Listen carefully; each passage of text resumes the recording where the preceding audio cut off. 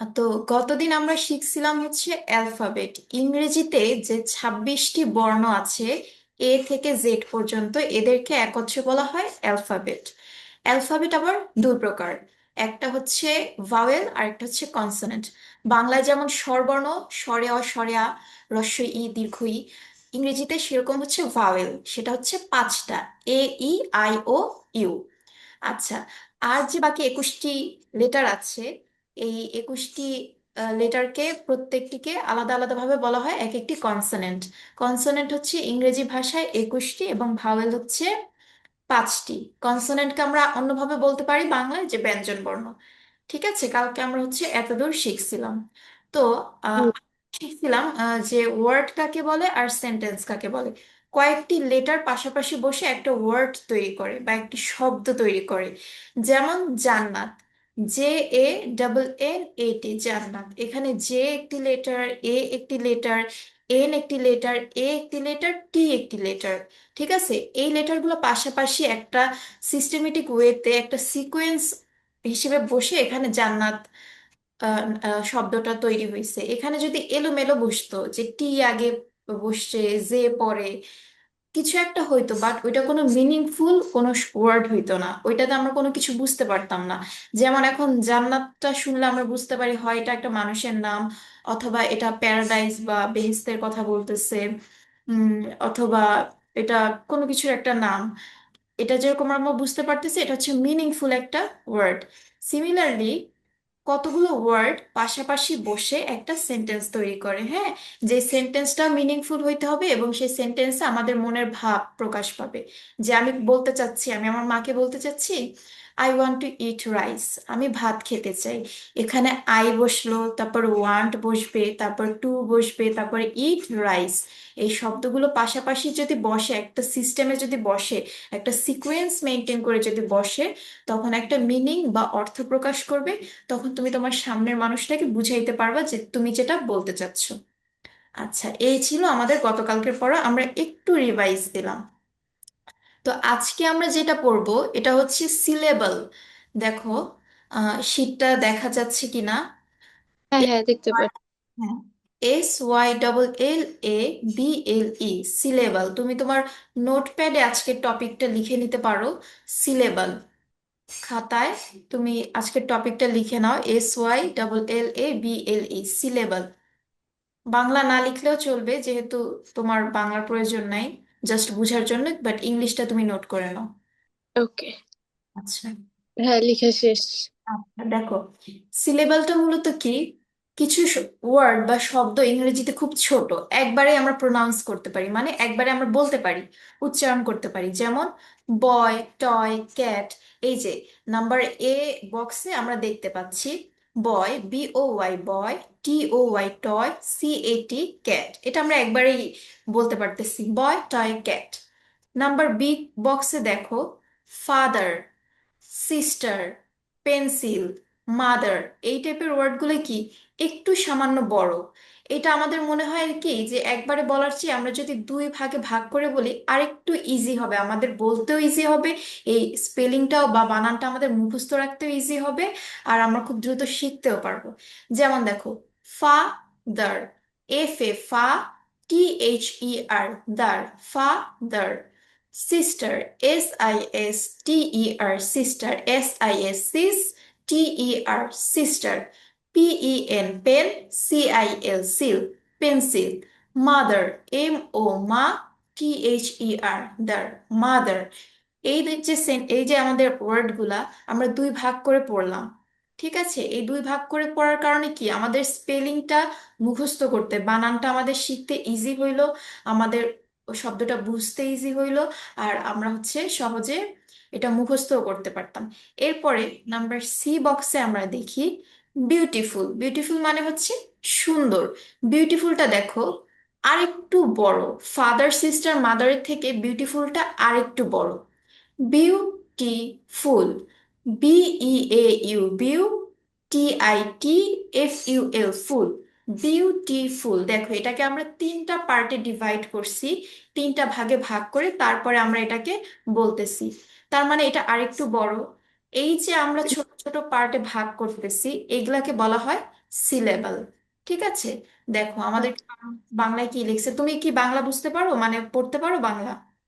হ্যাঁ হ্যাঁ, আচ্ছা। জাস্ট যুক্ত বর্ণ থাকে বা একটার ভিতরে দুইটা, ওইগুলা পড়তে পারি না, আচ্ছা বাট ঠিক আছে। এমনি বুঝি। আচ্ছা ঠিক আছে, বুঝলেই হবে, তুমি যদি শুনে বুঝতে পারো তাইলেই হবে। হ্যাঁ হ্যাঁ। হ্যাঁ। উপরের ছকে, ছক মানে হচ্ছে বক্স, হ্যাঁ, উপরে যে আমাদের বক্সটা করা আছে এটাকে ভালো বাংলায় আমরা ছক বলি। উপরের ছকে এ ঘরের, মানে এ নাম্বার বক্সটার কথা বলতেছে, প্রতিটি শব্দ একবারে উচ্চারিত হয়। দেখো জান্নাত, এই যে বয় ক্যাট টয়, এগুলা বলতে আমাদের কিন্তু কোনো স্ট্রাগল করতে হচ্ছে না, কোনো কষ্ট হচ্ছে না। আমরা একবারেই বলতেছি বয়, টয়, ক্যাট, স্কাই, ফ্লাই, আমাদের কোনো কষ্ট হচ্ছে না, খুব ইজিলি আমরা বলতে পারতেছি। বাট যখন নাম্বার বি বক্সে আসি আমরা, বি ঘরের প্রত্যেকটি শব্দ দুবারে উচ্চারিত হয়, কারণ তাতে রয়েছে দুইটি সিলেবাল বা শব্দাংশ। দেখো, ফাদার, সিস্টার, পেন্সিল, দুইটা পার্ট করে আমরা উচ্চারণ করলাম, হ্যাঁ। তার মানে এই যে আচ্ছা। দুইটা পার্ট, এই প্রত্যেকটা পার্টকে আমরা বলি সিলেবাল। ঠিক আছে, সিলেবালটা কি তুমি বুঝতে পারছো? জি জি। সিলেবালটা হচ্ছে তোমার শব্দ কয়বারে উচ্চারিত হচ্ছে, বা তোমার একটা শব্দকে কয় ভাগে ভাঙা যাচ্ছে। যেমন দেখো, বয়, টয়, ক্যাট, এদেরকে আর ভাঙা যাচ্ছে না, এটা হচ্ছে একটাই সিলেবল। ঠিক আছে, কিন্তু এই দেখো ফাদার, সিস্টার, পেন্সিল, এদেরকে আমরা দুই ভাগে ভাগ করতে পারতেছি। সো এখানে আমাদের দুইটা সিলেবল আছে। আর বিউটিফুল, বিউটিফুলকে আমরা তিন ভাগে ভাগ করলাম। বিউটিফুল আমরা তিনটা পার্ট করলাম, তিনটা পার্টিশন করে তারপর আমরা ইজিলি এটাকে বললাম। এখানে আমাদের তিনটা সিলেবাল আছে। ঠিক আছে, দেখো, আবার সি ঘরের প্রত্যেকটি শব্দ তিনবারে উচ্চারিত হয়, কারণ এতে রয়েছে তিনটি সিলেবাল বা শব্দাংশ। শব্দ মানে তো ওয়ার্ড, বাংলায় বাংলা ইংলিশ ওয়ার্ডের বাংলা হচ্ছে শব্দ। আর শব্দাংশ মানে হচ্ছে শব্দের একটা অংশ বা শব্দের একটা পার্ট, বা যে যে কোনো একটা ওয়ার্ডের একটা পার্ট। যেমন দেখো, বিউটিফুলের যে তিনটা পার্ট আছে, এই এই তার মানে বাংলায় হচ্ছে বিউটিফুলের তিনটা শব্দাংশ আছে বা তিনটা সিলেবাল আছে। ঠিক আছে, সিলেবাল শব্দটির বাংলা অর্থ শব্দাংশ। শব্দাংশ মানে হচ্ছে শব্দের অংশ, এটা আসলে একটা যুক্ত বর্ণ। তোমার বুঝতে একটু কঠিন লাগতে পারে, শব্দাংশ মানে শব্দের অংশ। ঠিক আছে, বা শব্দের আচ্ছা। পার্ট। আমরা ইজিলি বলি যে শব্দের পার্ট বা কোনো একটা ওয়ার্ডের পার্ট। ঠিক আছে, দেখো, কোনো ওয়ার্ডের যতটুকু অংশ একবারে উচ্চারণ করা যায় তাকে সিলেবাল বা শব্দাংশ বলে। The part of word which is pronounced at a time is called a syllable. যেমন বয়, টয়, ক্যাট আমরা একবারে উচ্চারণ করে ফেলছি, এখানে শব্দাংশ কয়টা? একটাই, এখানে সিলেবাল একটা। ভাওয়েল ছাড়া সিলেবাল হয় না, প্রত্যেক সিলেবালে এক বা একাধিক ভাওয়েল থাকে। দেখো, এটা আমাদের একটা ইম্পর্টেন্ট পয়েন্ট, হ্যাঁ। ভাওয়েল আমাদের কি কি? A, E, I, O, U. Vowel ছাড়া সিলেবাল হয় না। ভাওয়েল কি? আমাদের ওই পাঁচটা বর্ণ, A, E, I, O, U. আর সিলেবাল হচ্ছে কি? শব্দের অংশ। যেমন এফ, এ, ফা, এটা একটা সিলেবল। আর দার, এটাও একটা সিলেবল। সিস একটা সিলেবল, টারও একটা সিলেবাস সিলেবল, বিউ একটা সিলেবল, টি একটা সিলেবল, ফুলও একটা সিলেবল। এখন সবগুলো আমরা যদি খেয়াল করি, বয়, টয়, ক্যাট, যে এখানে যে একটা সিলেবাল, ও আছে দুইটাতেই আর এ আছে একটাতেই, এ, ই, আই, ও, ইউ, তার মানে এখানে ভাওয়েল আছে আমাদের। ফাদার, আচ্ছা। ফা, এফ, এ, ফা, এ আমাদের ভাওয়েল। দার, টি, এইচ, ই, আর, দার, ই হচ্ছে আমাদের vowel. Beautiful, B, E, A, U, এখানে বি বাদে এই তিনটাই হচ্ছে vowel. T, T, I, I হচ্ছে আমাদের vowel. Full, F, U, L, U হচ্ছে আমাদের ভাওয়েল। ঠিক আছে, আমরা যেটা জানলাম যে প্রত্যেকটা সিলেবালেই অবশ্যই আমাদের ভাওয়েল থাকবে, একটিও থাকতে পারে, একটির বেশিও থাকতে পারে। ঠিক আছে, ভাওয়েল ছাড়া কোনো সিলেবাল হয় না। আচ্ছা, হুম, যেমন এখানে আমি যেটা বললাম সেটাই আর কি, তোমাকে একটু ডেসক্রিপশন দিচ্ছে বাংলায়, তাও একবার পড়ি ক্লিয়ার হবে আরেকটু। ক্যাট শব্দটি একটি সিলেবল দ্বারা গঠিত এবং তাতে একটি মাত্র ভাওয়েল আছে, সেটা হচ্ছে এ। বিউটিফুল শব্দটি তিনটি সিলেবল দ্বারা গঠিত এবং প্রথম সিলেবলটিতে তিনটি ভাওয়েল আছে এবং পরের সিলেবল দুটির প্রত্যেকটিতে একটি করে ভাওয়েল আছে। সহজে ইংরেজি বানান ও উচ্চারণ আয়ত্ত করার জন্য ওয়ার্ডকে সিলেবালে ভাগ করা উচিত। দেখো, সিলেবাল শেখাটার আমাদের পারপাসটা কি, আমরা কি কারণে সিলেবালটা শিখবো? সিলেবাস মূলত আমাদের এখানকার বাচ্চাদেরকে শেখানো হয় যাতে বড় বড় যে আমাদের স্পেলিং গুলো আছে, বড় বড় ওয়ার্ড আছে, বানান আছে, এইগুলা যাতে ছোট ছোট ভাগ করে আমরা ইজিলি শিখতে পারি, ইজিলি আমরা মুখস্থ করতে পারি। এই কারণে, যেমন দেখো, একটা 6 বছরের বাচ্চা আমাদের দেশে, সে ক্লাস 1-এ পড়ে, তাকে যদি একবারই আমরা বিউটিফুল বানানটা দেই, তার অবশ্যই এটা মুখস্থ করতে অনেক কষ্ট হবে। কিন্তু যখন সে 3টা ভাগ করে ছোট ছোট ছোট ছোট করে মুখস্থ করবে, তখন এটা তার আরো ইজি হবে। ইভেন তার কোনো স্পেলিং মিস্টেকও হবে না, বানানো ভুল যাবে না। সো এটাই হচ্ছে আমাদের সিলেবাল শেখার পারপাস, এবং এটাই হচ্ছে আমাদের উপকারিতা সিলেবাল শেখার, এই জন্যই আমরা শিখি। দেখো, এরপরে আমাদের সিলেবালকে আবার কয়েকটা ভাগে ভাগ করা হয়েছে। সিলেবালকে 4 ভাগে ভাগ করা হয়েছে। জান্নাত, কত ভাগে ভাগ করা হয়েছে সিলেবালকে? 4 ভাগে। কত ভাগে? 4 ভাগে। 4 ভাগে।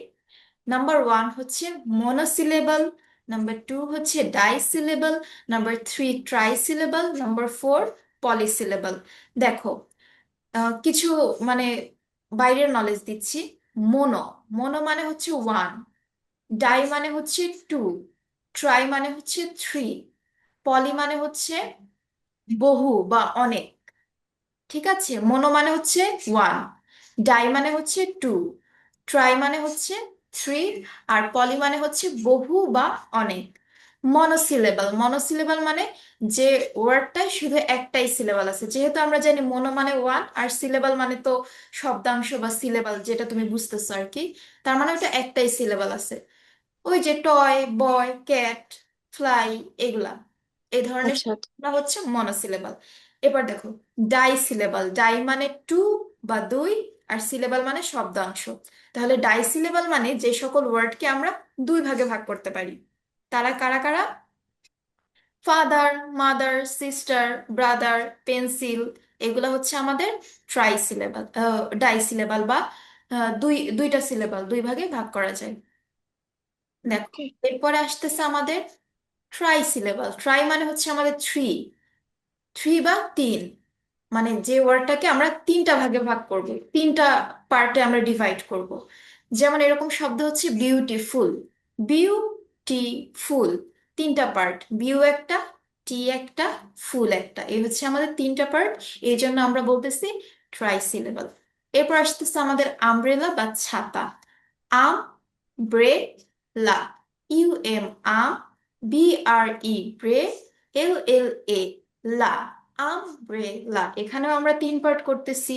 সো এটা হচ্ছে আমাদের ট্রাই সিলেবাল। ঠিক আছে, 3টা পার্ট আছে, এই জন্য ট্রাই, ট্রাই সিলেবাল।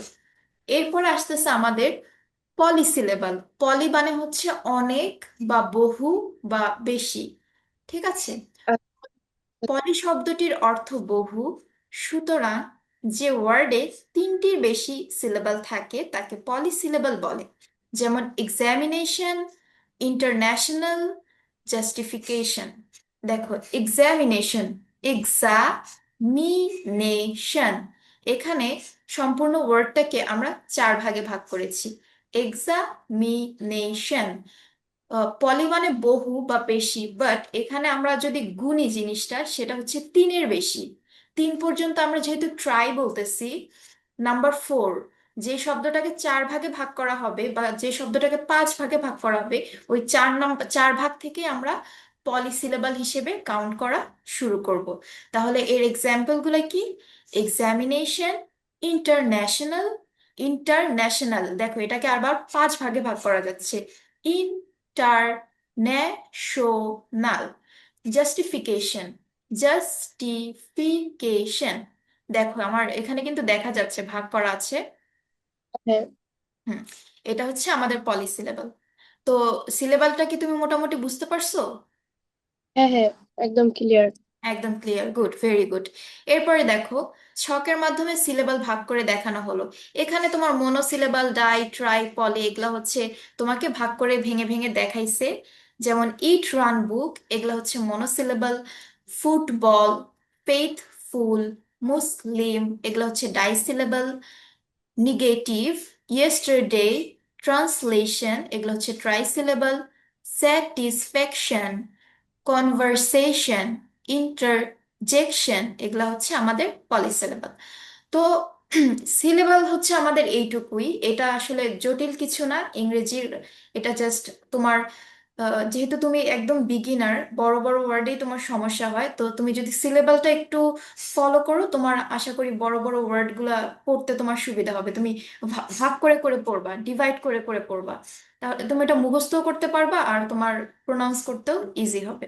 ওকে, তাহলে এবার আমরা নেক্সট টপিকে যাই। আচ্ছা, তাহলে সিলেবাল আমরা ওখানেই ক্লোজ করলাম। নেক্সট টপিক আমরা অল্প একটু দেখি। আমাদের আরেকটা টপিক হচ্ছে দ্য সেন্টেন্স।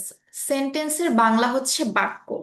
একদম ইজি আম, যদি আমরা বলি লাইন, একটা লাইন, একটা ইংরেজি লাইন, একটা প্যারাগ্রাফের একটা লাইন, একটা গল্পের একটা লাইন, একটা আর্টিকেল পড়তেছি আমি নিউজ পেপারে একটা লাইন, এইটাই হচ্ছে আমাদের সেন্টেন্স।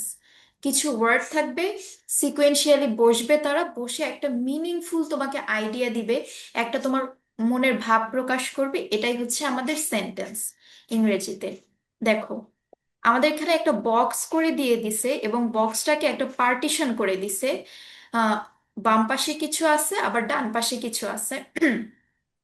বাম পাশে কি লিখছে দেখো, writes Eva letter A, Quran the reads father, to school goes Urmi everyday, won the game Bangladesh, love you I.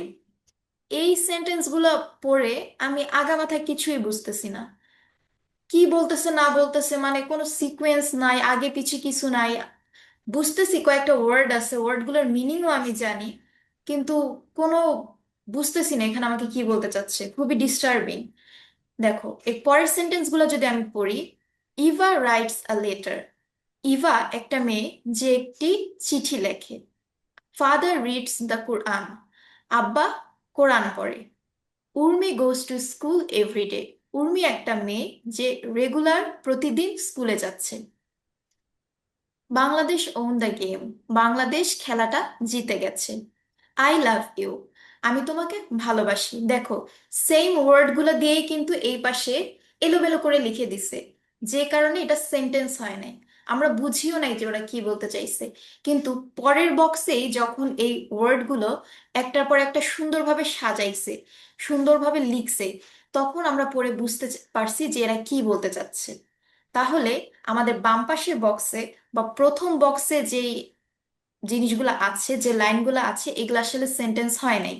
Sentence হওয়ার জন্য তোমার প্রথম যে রুলসটা আছে, সেটা হচ্ছে ওয়ার্ডগুলো একটা সিকোয়েন্স অনুযায়ী বসবে। এলোমেলো ভাবে বসলে হবে না, এলোমেলো ভাবে বসলে ওটা তোমার মনের যে কথাটা সেটা প্রকাশ করতে পারবে না। বাট যখনই এটা একটা সিকোয়েন্স মেনটেন করতেছে, একটা সুন্দর অর্ডারে বসতেছে একটার পর একটা, তখন তুমি মনের কথাটা বুঝাইতে পারতেছো তোমার সামনের জনকে, তখন এটা একটা পারফেক্ট সেন্টেন্স হবে। বা ইজিলি আমরা যদি বলি একটা ইংরেজি লাইন। ঠিক আছে, সবগুলোই তো একটা ইংরেজি লাইন, যেটা পড়ে আমরা এক একটা বিষয় বুঝতে পারতেছি। ইভা চিঠি লিখতেছে, আব্বা কোরআন পড়তেছে, উর্মি প্রতিদিন স্কুলে যাচ্ছে, বাংলাদেশ খেলাটি জিতে গেছে, আমি তোমাকে ভালোবাসি। ঠিক আছে, দেখো, সেন্টেন্সের কাজই হলো মনের ভাব প্রকাশ করা। সেন্টেন্সের কাজ কি? কাজই হচ্ছে আমি কিছু একটা তোমাকে বলতে চাচ্ছি, এটা যাতে তুমি বুঝতে পারো, কমিউনিকেশনটা আমাদের রান করা, এইটাই হচ্ছে আমাদের সেন্টেন্সের কাজ। উপরের বাম দিকের এবং ডান দিকের শব্দগুলোর দিকে লক্ষ্য করলে কিছু পার্থক্য দেখা যায়। পার্থক্য মানে হচ্ছে ডিফারেন্স, মানে কিভাবে এরা আলাদা। বাম দিকের শব্দগুলো কোনো অর্থ প্রকাশ করে না, মানে এই যে এলোমেলো করে বসছে, আমরা পড়ে কিছু বুঝতে পারতেছি না, সেই কথাই বলছে, তাই তারা সেন্টেন্স নয়। যেহেতু এদের কোনো সিকোয়েন্স নাই, এগুলো পড়ে আমরা কোনো অর্থ প্রকাশ করতেছি না, এটা আমরা পড়ে কিছু বুঝতেছি না, সো আমরা বলতে পারি দে আর নট সেন্টেন্সেস, এগুলা কোনো সেন্টেন্স না। অপরদিকে একই শব্দ দিয়ে গঠিত ডান দিকের শব্দগুলো সম্পূর্ণ অর্থ প্রকাশ করে। ওই সিমিলার ওয়ার্ডগুলো দিয়ে ডান পাশে যখন আমি একটার পর একটা সুন্দরভাবে সাজাইছি, সম্পূর্ণ আমার মনের ভাবটা প্রকাশ হচ্ছে, এইটা হচ্ছে একটা সেন্টেন্স। তাই ডান দিকের শব্দ সমষ্টি সেন্টেন্স বা বাক্য, ডান দিকের এগুলা হচ্ছে প্রপার সেন্টেন্স। আচ্ছা। একাধিক ওয়ার্ড, একাধিক মানে হচ্ছে একের বেশি। ঠিক আছে, কোনো একটা সেন্টেন্স কয়েকটা ওয়ার্ড লাগে, অনেক সেন্টেন্সে অনেক ওয়ার্ড থাকে, আবার অল্প কিছুও থাকতে পারে, বাট কি হইতে হবে, একের বেশি হইতে হবে। জাস্ট একটা ওয়ার্ড নিয়ে কোনো সেন্টেন্স হয় না। একাধিক ওয়ার্ড পাশাপাশি বসে মনের ভাব সম্পূর্ণভাবে প্রকাশ করলে তাকে সেন্টেন্স বলে। A group of words that gives a complete sense is called a sentence. তোমাকে একটা কমপ্লিট সেন্স দিতে হবে তুমি কি বলতে চাচ্ছ এই ব্যাপারে। যদি তুমি আমাকে সেটা বুঝাইতে পারো, তার মানে ওইটা তোমার সেন্টেন্সটা ঠিক আছে। যেমন জান্নাত উইল গো টু ফ্রান্স, কবে যাবা? আজকে না কালকে, টুমরো? শনিবারে। শনিবার। জান্নাত will go to France on Saturday. এটা যদি আমি বলতাম স্যাটারডে উইল জান্নাত ফ্রান্স গো টু, কিছুই হলো না। কিন্তু যখন এটা আমি সুন্দরভাবে বললাম যে জান্নাত will go to France on Saturday, তখন আমি বুঝতে পারতেছি যে জান্নাত শনিবারে তার ইনলসদের বাসায় ফ্রান্সে যাবে। ঠিক আছে? এই দেখো, এটা গেল আমাদের সেন্টেন্স কাকে বলে, কি কিভাবে আমাদের সেন্টেন্সটা ডেভেলপ হয়, গঠিত হয়। এরপরে আসতেছে আমাদের সেন্টেন্সের কয়েক ধরনের সেন্টেন্স আছে, কি কি আছে সেগুলা। দেখো জান্নাত, আমি যেটা বলতেছিলাম যে সেন্টেন্স হচ্ছে তোমার পাঁচ প্রকার। কত প্রকার? 5 প্রকার। পাঁচ প্রকার মানে ফাইভ কাইন্ডস। পাঁচ ধরনের, ফাইভ টাইপস অফ সেন্টেন্স আছে আমাদের। দেখো নাম্বার ওয়ান, দেখা যাচ্ছে নিশ্চয়ই আমার শীটটা। দেখতে পারতেছি। ওকে ওকে, দেখো নাম্বার ওয়ান হচ্ছে assertive slash declarative slash statement sentence. Assertive, declarative or statement sentence, যে ধরনের সেন্টেন্স দিয়ে তুমি একটা স্টেটমেন্ট দাও। এই যে তুমি ফ্রান্সে যাবা, I will go to France on Saturday, এইটা একটা অ্যাসার্টিভ সেন্টেন্স। অ্যাসার্টিভ সেন্টেন্স কি? এই সেন্টেন্সটা শুনে আমি জানতে পারতেছি যে তুমি কবে ফ্রান্সে যাবা। ঠিক আছে, আমি একটা আইডিয়া পাচ্ছি, আমি একটা ইনফরমেশন পাচ্ছি এখানে। উম, তুমি তোমার একটা কথা বলতেছো, এটা পজিটিভও হইতে পারে নেগেটিভও হইতে পারে, বাট এখানে তুমি পজিটিভলি বলতেছো যে তুমি শনিবারে ফ্রান্সে যাবা। You will go to France on Saturday.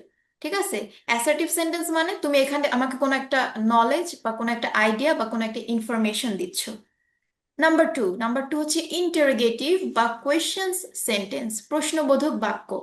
যে সকল সেন্টেন্স দ্বারা আমরা কোয়েশ্চেন করি, তোমাকে কোনো কিছু আমি জিজ্ঞেস করি যে জান্নাত, হোয়েন উইল ইউ গো, মানে যে কোয়েশ্চেন গুলো করি, হাউ আর ইউ থেকে একদম শুরু করে কোয়েশ্চেন সেন্টেন্স গুলো, এগুলো হচ্ছে আমাদের ইন- ইন্টারোগেটিভ সেন্টেন্স। ঠিক আছে? Number three, imperative commands sentence, আদেশ, অনুরোধ বা উপদেশসূচক বাক্য। দেখো এই বাংলাগুলো দেখো। আদেশ, আমাকে আমার মা আদেশ করলো আহ, যে তুমি সব সময় ভালো কাজ করবা, সব সময় সত্য কথা বলবা, always tell the truth, always do good for people. তুমি সব সময় মানুষের জন্য ভালো কাজ করবা। এটা হচ্ছে আমার মা আমাকে আদেশ দিল। আমার বাবা আমাকে শিক্ষা দিল যে তুমি কখনো কাউকে চিট করবা না, কাউকে ঠকাবা না।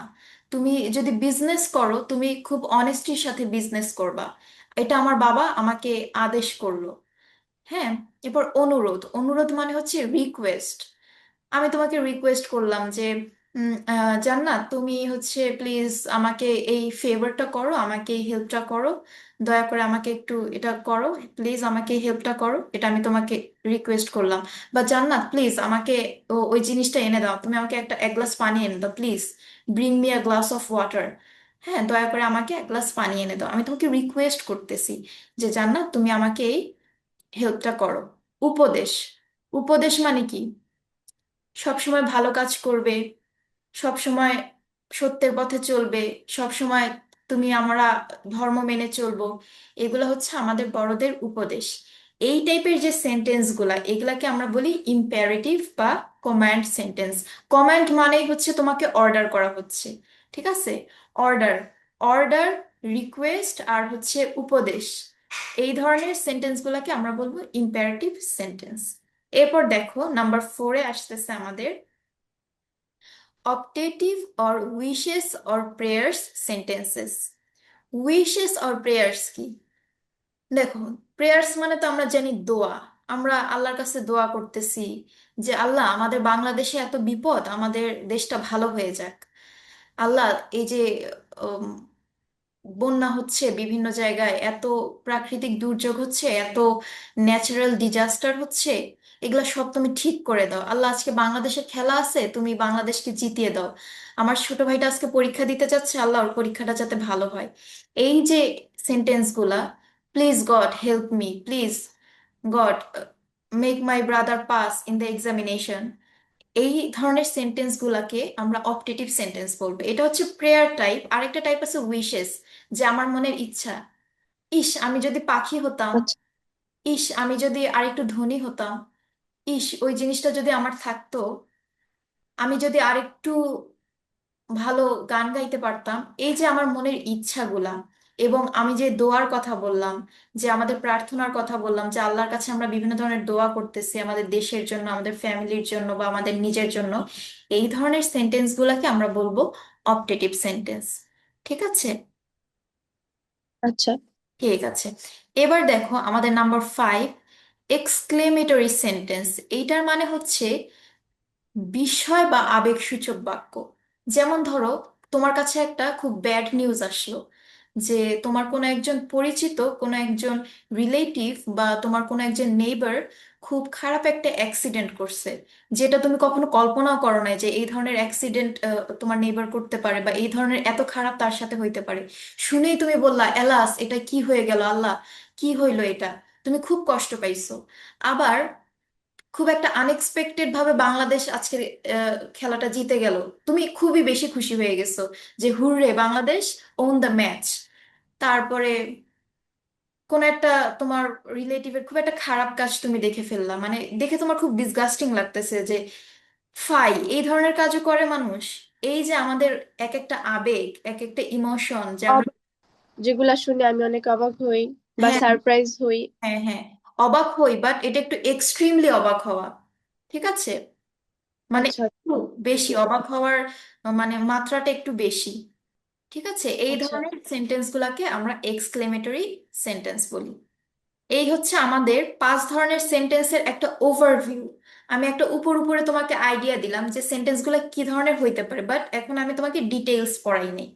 তো ডিটেলস দেখো এরকম আসবে, যে শীটটা তুমি দেখতে পাচ্ছ, ডিটেলস হচ্ছে আমার এরকম আসবে, মানে একটু লেন্দি হবে। তো আইডিয়া দেই, এটা হচ্ছে অ্যাসার্টিভ, বা যে নাম্বার 1 টাইপ যেটা ছিল, যে স্টেটমেন্ট, জান্নাত will go to France on Saturday. এই যে একটা সেন্টেন্স, আমাকে জান্নাত বললো যে সে শনিবার তার বাসায় যাচ্ছে। এই যে আমি একটা ইনফরমেশন পাইলাম যে ওই দিনও বিজি থাকবে।